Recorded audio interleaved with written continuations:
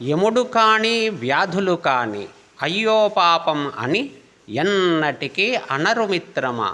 శ్లోకం: నం వ్యాధయో నాపి యమ ప్రాప్తుం శ్రేయ ప్రతీక్షతే. యావదేవ భవేత్ కల్ప తావచ్ఛ్రేయ సమాచరేత్.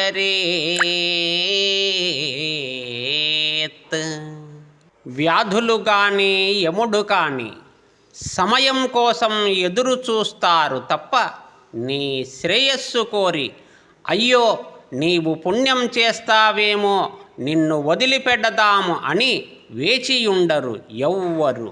కావున వీలు ఉన్నప్పుడే చేయవలసిన ధర్మకార్యం చెయ్యి. ఇప్పుడెందుకు అప్పుడు చేస్తాములే అని అనుకోకు మిత్రమా. కాలం ఎప్పుడూ ఒకలా ఉండదు.